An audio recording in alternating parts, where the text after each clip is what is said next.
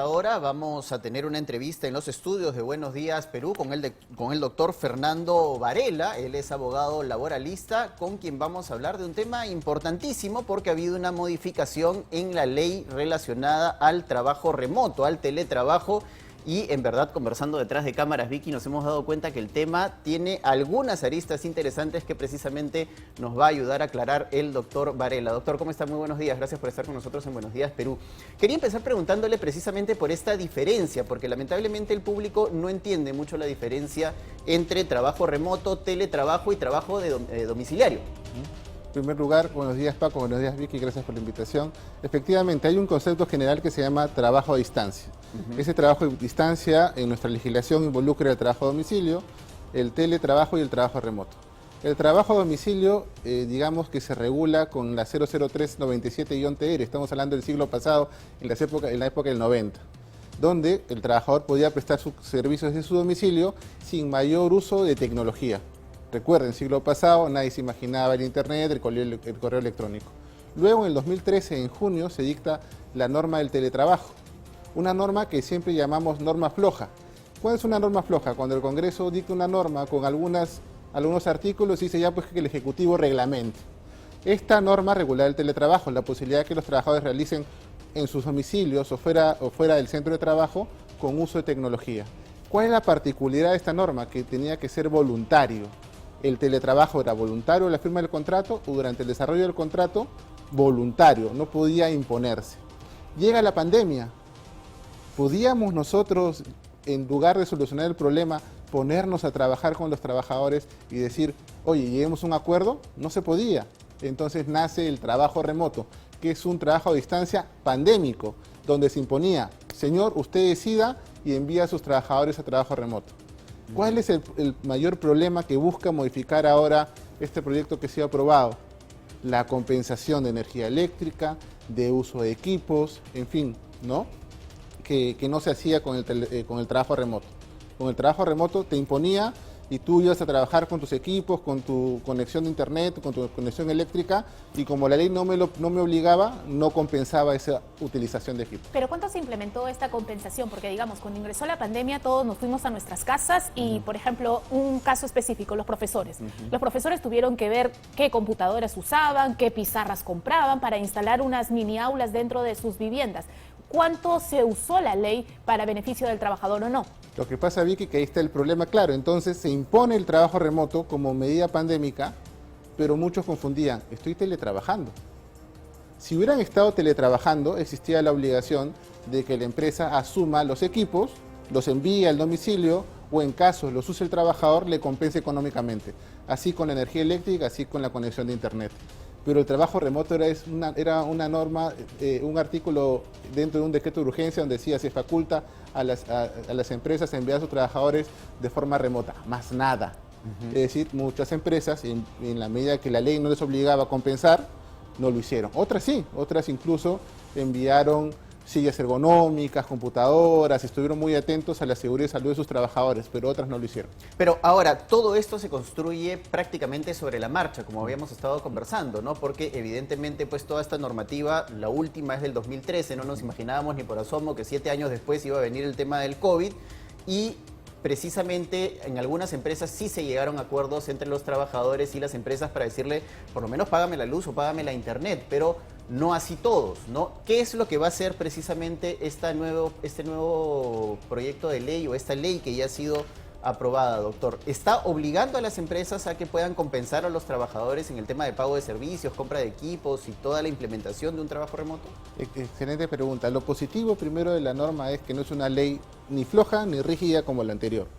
Es una ley que tiene mucho contenido, mucha regulación y que algunos aspectos los traslada a la futura reglamentación que será en 90 días. Y ahí tenemos que partir por diferenciar entidades públicas y empresas privadas. A las empresas privadas se les exige en el teletrabajo que asuman la entrega de equipos, el pago de energía eléctrica, el pago de la conexión a internet, dejando al reglamento cómo sería la fórmula para, en todo caso, compensarlo. Lo preocupante es que en el caso del sector público no es así. Esta particularidad que lo diferencia de la anterior ley es que yo puedo imponer por medidas excepcionales el teletrabajo, como es una pandemia, por ejemplo, o una situación económica de la empresa que me obliga a ello. Pero en el sector público, no. Se dice claramente en una norma, el trabajador público no podrá ser compensado por el uso de sus equipos, ni de su conexión eléctrica, ni de su conexión a internet. Y ahí hay una gran diferencia. Yo creo que incluso es discriminadora. Justamente, ¿no? Esa modificación o ese detalle en la ley constituye un elemento discriminador, ¿no? Porque si yo trabajo en el sector público, pues debería tener exactamente los mismos derechos que si trabaja en el sector privado para asumir ese tipo de gastos, ¿no? Porque finalmente es un gasto. Yo veo en esa parte de la norma dos temas muy importantes. La primera es que el sector público o el gobierno o los gobiernos están acostumbrados a regular todo para el privado y nada para sus instituciones. No siempre es así. Pero lo otro es la mecánica o la dinámica de la producción. Algunas empresas decían, oye Paco, como te envío a teletrabajo, vas a estar en tu casa, vas a estar cómodo, te voy a pagar menos. No vas a gastar en pasaje, claro, no vas a gastar en alimentos. Oye Vicky, ¿por qué me reclamas internet si te estás ahorrando pasaje, te estás ahorrando almuerzos? Esa idea hace a veces que pensemos que el sector público cree que le hace un favor al teletrabajador de enviarlo a su casa, cuando no es así, porque tenemos que verlo de una dinámica distinta. Flexibilizar la producción, hacerla más eficiente. Los abogados, por ejemplo, lo vemos ahora. Cuando íbamos a audiencias teníamos que salir de Miraflores, San Isidro, donde está nuestra oficina, ir por toda la vía expresa, buscar un estacionamiento por la avenida Bancay, subir al edificio del Zamora, esperar que nos atiendan y después regresar a la oficina. Ahora no, podemos nosotros conectarnos a internet, esperar la audiencia, terminarla y nos ahorramos pasaje, nos ahorramos tiempo. Tiene que haber esa visión de parte de la entidad pública.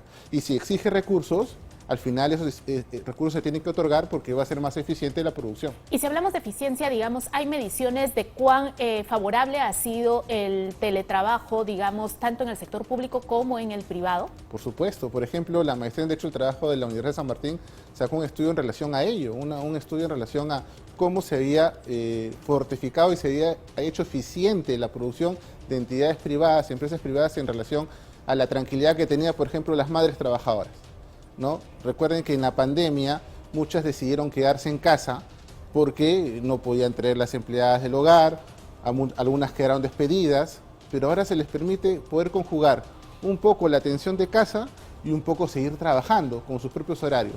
Algo positivo de esta norma es, dice, si vas a hacer una relación de teletrabajo, tú puedes fijar los horarios con teletrabajador, no necesariamente es un horario de 8 a 5. Yo puedo decir, mira, yo podría empezar a las 10, porque fíjate que yo a las 7 me levanto, a las 8 llevo a mis hijos al colegio y hasta que regrese yo puedo estar operativo a las 10. Y después yo puedo compensar hasta las 7 para seguir trabajando. Esa es una flexibilización del horario que también hace más eficiente la relación laboral y también la tranquilidad emocional y espiritual de los trabajadores. ¿Y ese acuerdo, perdóname, ese acuerdo debe estar contemplado en un contrato o puede ser solamente verbal entre empleador y trabajador? No. El contrato puede ser verbal, pero cuando se trata de un teletrabajo, tiene que ser siempre escrito, porque ahí tiene que estar todas las condiciones.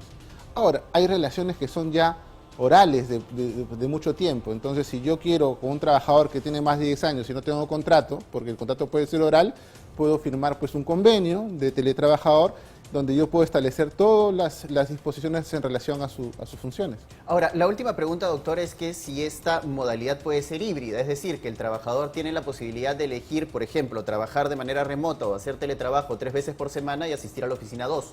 Claro, esa es la posibilidad que da esta norma, a diferencia de la 3036.